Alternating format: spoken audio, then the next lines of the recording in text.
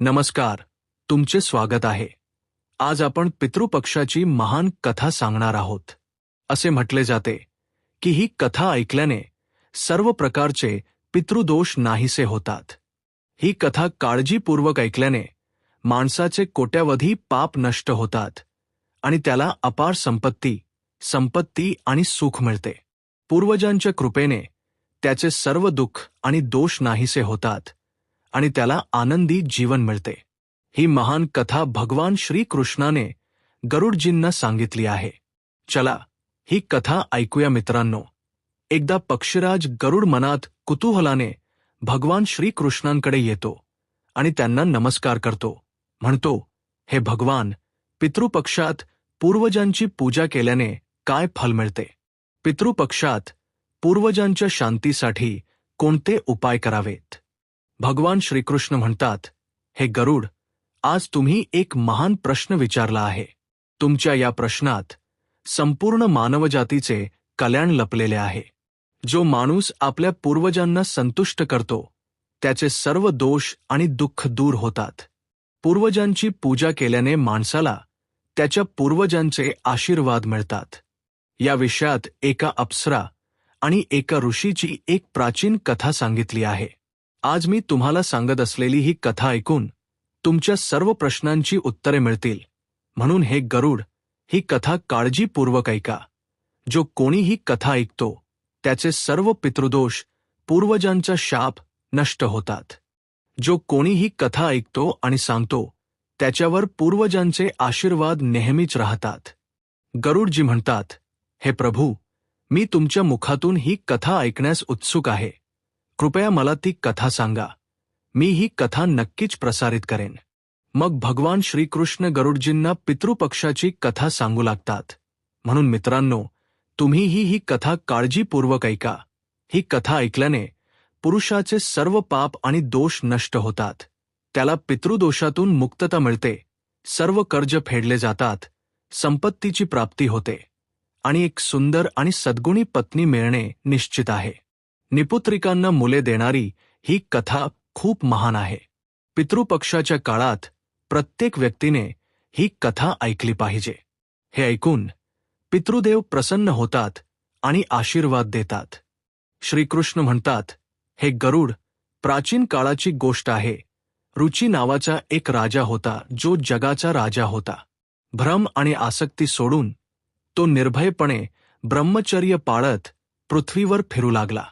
त्याने जगाचे सर्व सुख आणि भोग सोडून दिले होते। त्याने घरी राहणे देखील बंद केले होते। तो दिवसातून फक्त एकदाच जेवत असे आणि जंगलात भटकत असे।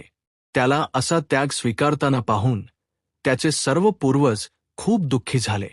त्यांच्या वंशजांनी अशा प्रकारे वंशाचा नाश करताना पाहून ते घाबरले।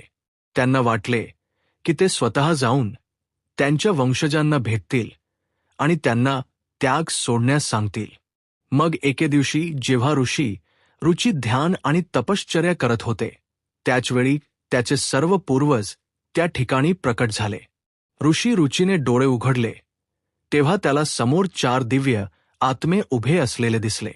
त्यांना पाहून तो आश्चर्यचकित झाला आणि त्यांना नमस्कार करत म्हणाला, हे महात्मा, तुम्ही कोण आहात आणि तुम्ही मला दर्शन देण्यासाठी का आला आहात? त्या सर्व दिव्य आत्म्यांनी म्हटले, हे पुत्र, आम्ही तुझे पूर्वज आहोत आणि तुझ्या त्यागपूर्ण वर्तनाने आम्हाला खूप दुःख झाले आहे। म्हणूनच आम्ही तुला भेटायला आलो आहोत। रुची यांनी त्यांचे आदरपूर्वक स्वागत केले आणि विचारले, हे पूर्वजांनो, तुम्हा सर्वांना पाहून मला धन्यता मिळाली आहे। पण तुम्ही माझ्या आचरणावर नाराज का आहात? कृपया मला सविस्तर सांगा की मी अशी कोणती चूक केली आहे की माझे पूर्वज माझ्यावर नाराज आणि असमाधानी आहेत? मग सर्व पूर्वज म्हणाले, हे मुला, तू लग्न का केले नाहीस? विवाह हा स्वर्ग आणि मोक्ष मिळविण्याचा सर्वोत्तम मार्ग आहे। गृहस्थ जीवनाशिवाय माणूस कायमचा बांधला जातो। गृहस्थ म्हणून राहून माणूस देव, पूर्वज, ऋषी आणि भिकारी यांची पूजा करून सर्वोत्तम लोक प्राप्त करतो। तो स्वाहा शब्द उच्चारून आणि स्वधा शब्द उच्चारून आणि दारात येणाऱ्या पाहुण्यांना आणि भिकारींना दान देऊन देवांना संतुष्ट करतो.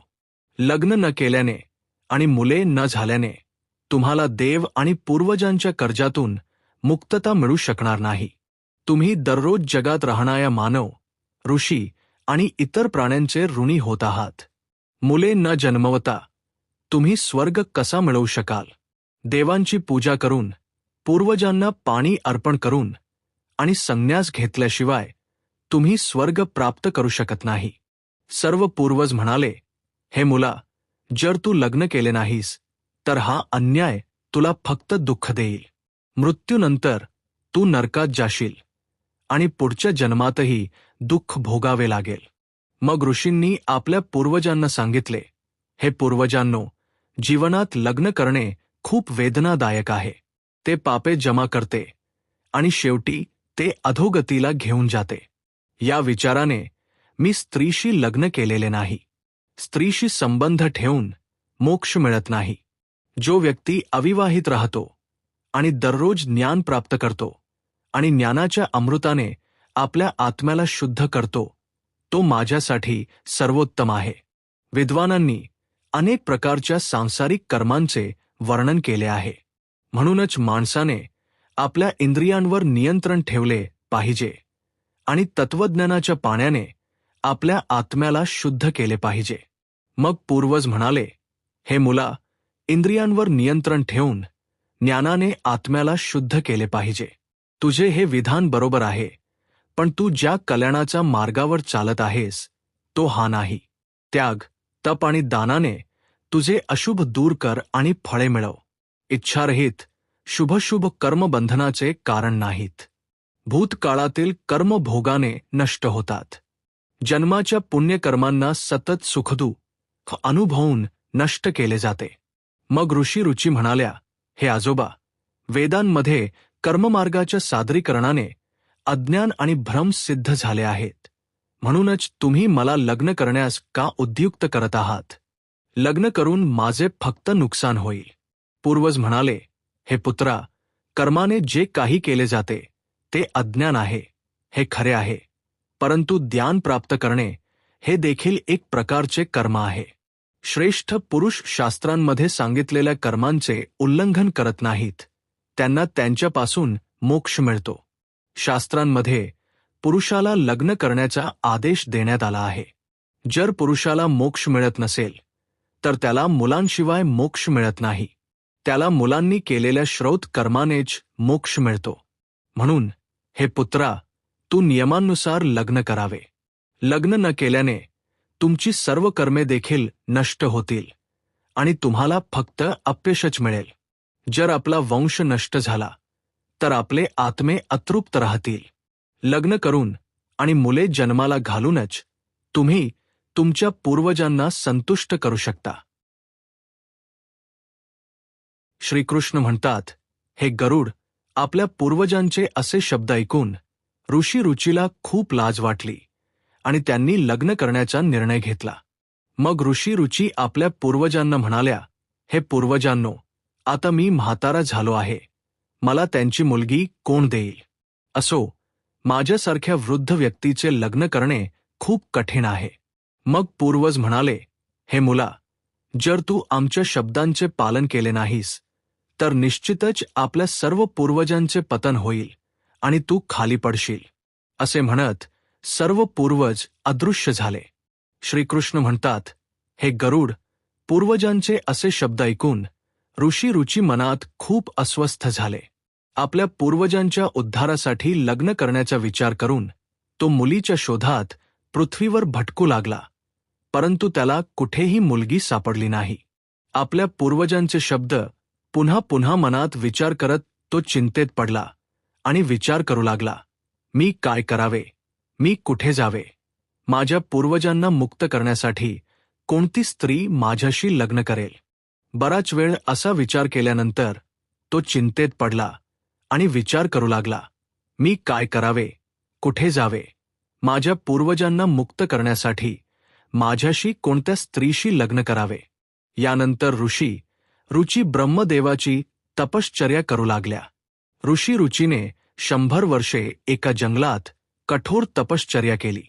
यानंतर जगतपिता ब्रह्मदेवाने त्याला दर्शन दिले आणि म्हणाले, हे रुची, मी तुझ्या तपश्चर्येने प्रसन्न झालो आहे. तुझी इच्छा काहीही असो ती व्यक्त कर, मी ती नक्कीच पूर्ण करेन. मग रुचीने ब्रह्मदेवाला नमस्कार केला आणि म्हणाला, हे परमपिता, माझ्या पूर्वजांनी मला मुले उत्पन्न करण्यास सांगितले आहे, परंतु सध्या मला लग्नासाठी कोणतीही मुलगी सापडत नाही. म्हणून कृपया मला एक मुलगी द्या जेणेकरून मी लग्न करू शकेन आणि मुले होऊ शकेन. यावर ब्रह्मदेव म्हणाले, हे ब्राह्मण, तू जगाचा निर्माता होशील. तुझ्यामुळे संतती निर्माण होईल. तुझ्या पूर्वजांनी सांगितले आहे की तू एका स्त्रीशी लग्न करावेस. ही इच्छा मनात ठेवून तू तुझ्या पूर्वजांची पूजा करावीस. ते प्रसन्न होतील आणि तुझी ही इच्छा पूर्ण करतील आणि तुला एक चांगली स्त्री मिळेल. असे म्हणत ब्रह्मदेव अदृश्य झाले. ब्रह्माजींचे शब्द ऐकून रुचीने पुन्हा आपल्या पूर्वजांना प्रसन्न करण्याचा निर्णय घेतला. मग रुची नदीजवळ गेले. ते किनाऱ्यावर पोहोचले आणि एकांतात त्यांनी आपल्या पूर्वजांना तर्पण अर्पण करून त्यांना संतुष्ट केले.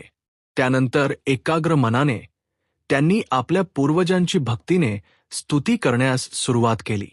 श्रीकृष्ण म्हणतात, हे गरुड, प्रत्येक व्यक्तीने रुचीने आपल्या पूर्वजांसाठी केलेली स्तुती काळजीपूर्वक ऐकावी. ही स्तुती सर्व दुःखे आणि दोषांचा नाश करते. जो कोणी ही स्तुती फक्त एकदाच ऐकतो त्याचे अनेक पाप नष्ट होतात आणि त्याला पूर्वजांचे आशीर्वाद मिळतात. म्हणून तुम्ही ही स्तुती काळजीपूर्वक ऐकली पाहिजे, तरच तुम्हाला ही कथा ऐकण्याचे फळ मिळेल. महात्मा रुचीने अशा प्रकारे स्तुती करण्यास सुरुवात केली. मी त्या सर्व पूर्वजांना वंदन करतो जे आदी देवतेच्या रूपात अस्तित्वात आहेत आणि जे श्राद्धाच्या प्रसंगी देवांकडून स्वधाने तृप्त होतात. मी त्या सर्व पूर्वजांना वंदन करतो जे स्वर्गात राहणाऱ्या महर्षी गणांच्या भुक्तिमुक्तीच्या इच्छेने मानसिक श्रद्धेने तृप्त होतात. अग्नी स्वतः, वर्षाद, अज्य आणि सोमपती गण हे सर्व आहेत. श्राद्धात माझ्याकडून तृप्त व्हा आणि समाधान मिळवा. अग्निस्वात पूर्वजांनी माझ्या पूर्व दिशेचे रक्षण करावे. वर्षाद नावाच्या पूर्वजांनी माझ्या दक्षिण दिशेचे नेहमीच रक्षण करावे. अज्ञ पूर्वजांनी पश्चिम दिशेचे रक्षण करावे आणि सोम पूर्वजांनी उत्तर दिशेचे रक्षण करावे. या सर्व पूर्वजांनी दररोज राक्षस, भूत, पिशाच आणि राक्षसांमुळे होणाऱ्या दोषांपासून आपले सर्व प्रकारे रक्षण करावे.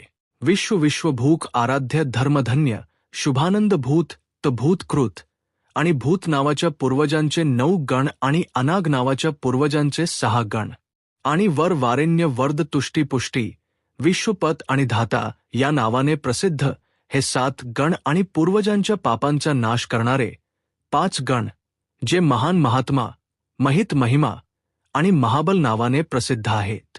सुखद धाम धर्मदुराई त्या अनुयायांसह खूप आनंदी झाले आणि त्याचवेळी एक दिव्य प्रकाश निर्माण झाला जो आकाशात सर्वत्र पसरला. त्या प्रकाशाने संपूर्ण जग व्यापून टाकणारा तो प्रकाश पाहून रुची गुडघ्यावर बसले आणि पुन्हा त्यांच्या समोर प्रकट झाले. रुचीने त्यांना फुले, सुगंध आणि धूप अर्पण केले. सर्व पूर्वज ते परिधान करून त्याच्या समोर उपस्थित झाले. रुचीने हात जोडून आपल्या पूर्वजांना नमस्कार केला आणि विनंती केली. प्रसन्न होऊन पूर्वज म्हणाले, हे पुत्र, तुमच्या स्तुतीने आम्ही खूप आनंदी आहोत. म्हणूनच आता तुम्हाला जे काही हवे आहे ते न घाबरता सांगा. मग नतमस्तक होऊन रुची पूर्वजांना म्हणाली, हे पितर, भगवान ब्रह्मदेवाने मला सृष्टीचे रक्षण करण्यासाठी प्रजापती बनवले आहे. म्हणूनच मला चांगल्या चारित्र्याची पत्नी हवी आहे जी मुले जन्माला घालण्यास सक्षम असेल. मग पितर म्हणाले, हे पुत्र, याच ठिकाणी आत्ताच तुम्हाला एक सुंदर आणि मोहक पत्नी मिळेल आणि तिच्यापासून तुम्हाला एक मुलगा होईल. हे रुची, तो मुलगा बुद्धिमान असेल आणि शक्तिशाली होऊन तो 3ही लोकात रोच या नावाने प्रसिद्ध होईल. त्याला अनेक पुत्र होतील जे खूप बलवान खूप शूर असतील आणि पृथ्वीचे रक्षण करतील, असे म्हणत सर्व पूर्वजांनी ऋषी रुचीला आशीर्वाद दिला आणि तेथून अदृश्य झाले. पूर्वजांच्या कृपेने त्याचवेळी त्या नदीच्या मध्यभागी प्रेमलोचा नावाची एक सुंदर आणि महान अप्सरा, जी मनाला आनंद देणारी होती, रुचीजवळ प्रकट झाली. त्या महान अप्सरा महात्मा रुचीला गोड वाणीत म्हणाली, अरे महात्मा, वरुणपुत्र महर्षी पुष्कर यांनी माझी एक अतिशय सुंदर मुलगी वाढवली आहे. मी तुला मानिनी नावाची ती सुंदर मुलगी माझी पत्नी म्हणून देत आहे. तू तिच्याशी लग्न कर. या मुलीपासून तुला मनु नावाचा एक अतिशय बुद्धिमान मुलगा होईल. मग प्रजापती रुचीने त्या अप्सरा मुलीशी लग्न केले. श्रीकृष्ण म्हणतात, अरे गरुड, अशा प्रकारे ऋषी रुचीने आपल्या पूर्वजांना प्रसन्न केले आणि लग्नासाठी एक मुलगी मिळवून दिली आणि त्यांचा वंश पुढे नेला. कथेच्या शेवटी भगवान श्रीकृष्णाने गरुडजींना आशीर्वाद दिला. पितरांना प्रसन्न करण्यासाठी अनेक उपाय सविस्तरपणे सांगण्यात आले. मानवी जीवनातील पितृदोष दूर करण्यासाठी आणि पितरांचे आशीर्वाद मिळविण्यासाठी हे उपाय खूप महत्त्वाचे मानले जातात. श्रीकृष्णाने गरुडजींना सांगितले की पितरांना प्रसन्न करण्यासाठी काही विशेष विधी, तर्पण आणि धार्मिक कार्ये पाळणे आवश्यक आहे. त्या महत्त्वाच्या उपायांबद्दल जाणून घेऊया. पितरांना प्रसन्न करण्याचा पहिला आणि मुख्य उपाय म्हणजे तर्पण. तर्पण म्हणजे पाणी अर्पण. पितर पक्षाच्या वेळी हातात पवित्र पाणी घेऊन पितरांना जल अर्पण करावे. तर्पणमध्ये काळे तीळ, पाणी, दूध आणि कुश वापरले जातात. हे काम शुद्ध मनाने आणि भक्तीने करावे, जेणेकरून पितर संतुष्ट होतील आणि आनंदी राहतील. तर्पण करताना औम पितृभ्या स्वधा मंत्राचा जप करावा, जेणेकरून पितर संतुष्ट होतील आणि आशीर्वाद देतील. श्रीकृष्ण म्हणतात की श्राद्ध कर्म हा पितरांच्या समाधानासाठी एक महत्त्वाचा विधी आहे. यामध्ये पितरांना अन्न, फळे आणि कपडे अर्पण केले जातात. श्राद्ध कर्म करणाऱ्या व्यक्तीने ब्राह्मणांना जेवण द्यावे आणि त्यांना कपडे आणि दक्षिणा देऊन त्यांचे आशीर्वाद घ्यावेत. श्राद्धाच्या दिवशी विशेषतः सात्विक अन्न तयार करावे, ज्यामध्ये खीर, पुरी, भाज्या आणि इतर पौष्टिक आणि ताजे अन्न असावे. हे अन्न पितरांना शुद्धतेने अर्पण केले जाते. श्रीकृष्णाने सांगितलेला तिसरा मार्ग म्हणजे गायी, ब्राह्मण आणि इतर प्राण्यांना अन्न देणे. पूर्वजांना प्रसन्न करण्यासाठी गायी, कुत्रे, कावळे आणि ब्राह्मणांना अन्न देणे खूप शुभ मानले जाते. त्यांना अन्न अर्पण केल्याने पितर तृप्त होतात आणि प्रसन्न झाल्यानंतर आशीर्वाद देतात. विशेषतः श्राद्धाच्या दिवशी गायींना हिरवे गवत आणि रोटी खाऊ घालणे आणि कावळ्यांना भात आणि खीर खाऊ घालणे हे शुभ मानले जाते. ही कामे केल्याने पितरांचे आशीर्वाद मिळतात आणि पितृदोषापासून मुक्ती मिळते. श्रीकृष्ण म्हणतात की पिंपळ आणि तुळशीच्या झाडांची पूजा करणे हा पितरांना प्रसन्न करण्याचा एक महत्त्वाचा मार्ग आहे. पिंपळाचे झाड हे पितरांचे निवासस्थान मानले जाते आणि तुळशीचे झाड हे देवी लक्ष्मीचे प्रतीक आहे. श्राद्धाच्या दिवशी पितरांची पूजा करून संतुष्ट होतात. पिंपळाच्या झाडाखाली दिवा लावल्याने पितर प्रसन्न होतात आणि कुटुंबाला सुख आणि समृद्धीचा आशीर्वाद देतात. भगवान श्रीकृष्णाने गरुडजींना सांगितले की पितृदोषाने ग्रस्त असलेल्या व्यक्तीने गयाजी किंवा इतर पवित्र तीर्थस्थळांवर जाऊन पिंडदान करावे. गयाजीमध्ये पिंडदान केल्याने पितर संतुष्ट होतात आणि मोक्ष प्राप्त करतात आणि वंशजांना आशीर्वाद देतात. पिंडदानाच्या वेळी काळे तीळ, कुश आणि तांदूळ पितरांना अर्पण करण्यासाठी वापरावे. ही प्रक्रिया पितरांना संतुष्ट करते आणि त्यांच्या आत्म्याला शांती देते. श्रीकृष्ण म्हणतात की पितरांना प्रसन्न करण्यासाठी व्यक्तीने श्राद्ध पक्षात उपवास करावा. यावेळी सात्विक अन्न सेवन करावे आणि ब्रह्मचर्य पाळावे. भगवान श्रीकृष्णाने गरुडजींना सांगितले की श्राद्ध पक्षात मांस सेवन करू नये, मद्य आणि मांसाहारी पदार्थांचे सेवन करू नये. उपवासाच्या काळात भगवान विष्णू, शिव आणि देवी लक्ष्मीची पूजा करावी. यामुळे पूर्वजांच्या आत्म्याला शांती मिळते आणि ते प्रसन्न होतात आणि आशीर्वाद देतात. श्रीकृष्ण म्हणतात की पूर्वजांना संतुष्ट करण्यासाठी गरीब, ब्राह्मण आणि ऋषींना अन्न आणि वस्त्र दान करावे. हे कार्य विशेषतः श्राद्ध पक्षात केले जाते, ज्यामुळे पूर्वजांच्या आत्म्याला तृप्ती मिळते. अन्न आणि वस्त्र दान केल्याने व्यक्तीला पुण्य प्राप्त होते आणि पितृदोषापासून मुक्ती मिळते. हे कार्य केल्याने पूर्वज आनंदी होतात आणि कुटुंबाला सुख आणि समृद्धीचे आशीर्वाद देतात. भगवान श्रीकृष्णांनी सांगितले की पवित्र नद्यांमध्ये, विशेषतः गंगा येथे स्नान करणे आणि पूर्वजांना जल अर्पण करणे अत्यंत शुद्ध मानले जाते. पूर्वजांच्या समाधानासाठी गंगेचे पाणी सर्वोत्तम आहे, ज्यामुळे पितृदोष संपतो. गंगेत स्नान केल्याने व्यक्तीचे पाप धुऊन जाते आणि पूर्वजांच्या आत्म्याला शांती मिळते. हे कार्य केल्याने पूर्वज प्रसन्न होतात आणि आशीर्वाद देतात. श्रीकृष्ण म्हणतात की पूर्वजांना संतुष्ट करण्यासाठी सत्संगात जाणे आणि भगवद्गीतेसारखे पवित्र ग्रंथ पठण करणे खूप फायदेशीर आहे. गीतेच्या 11व्या अध्यायाचे पठण करणे पितरांच्या शांतीसाठी विशेष फायदेशीर आहे असे मानले जाते. भगवद्गीतेचे पठण केल्याने पितरांच्या आत्म्याला शांती मिळते आणि त्यांचे आशीर्वाद त्यांच्या वंशजांवर राहतात.